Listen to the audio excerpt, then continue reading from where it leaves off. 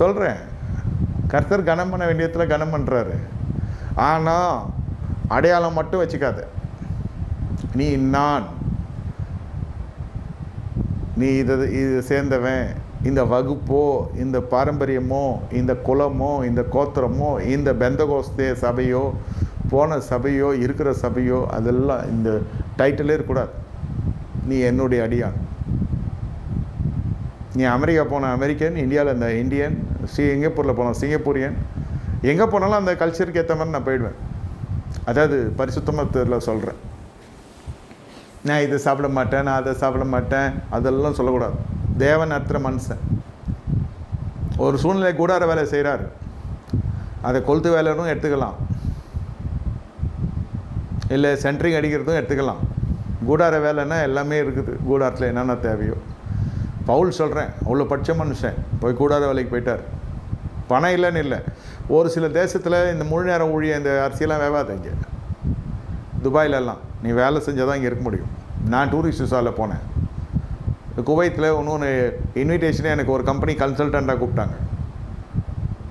அப்படி சொல்லி கூப்பிட்டு நான் ஊழியம் பண்ணிட்டு வந்தேன்.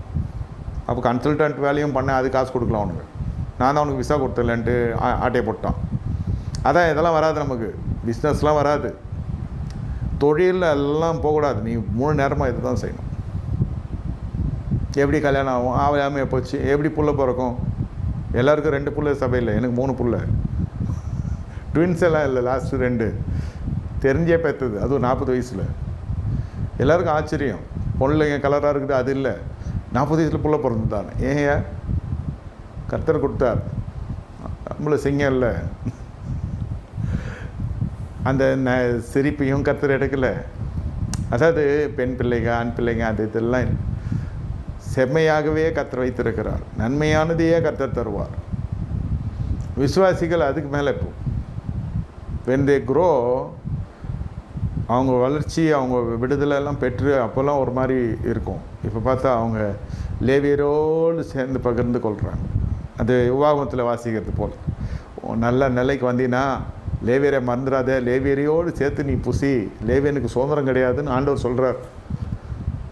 என்னதான் பழைய ஏற்பாடு புதிய ஏற்பாடு நிறைய பேர் சொன்னாலும், நாங்கள் சாப்பிடுகிற பொழுது நீங்களும் சாப்பிடுங்க, எங்கள் வீட்டில் ஒரு நல்ல வைபவம், இது உங்களுக்காகவே இந்த விருந்து.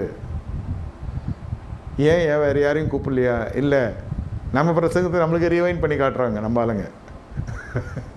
இவனுக்கு கூப்பிடாது, அவனும் சேராது, இவனும் சேராதுன்னா அந்த லிஸ்ட்டில் யாருமே இல்லை, தனித்து காணப்படுறோம். எங்கள் குடும்பத்துக்கு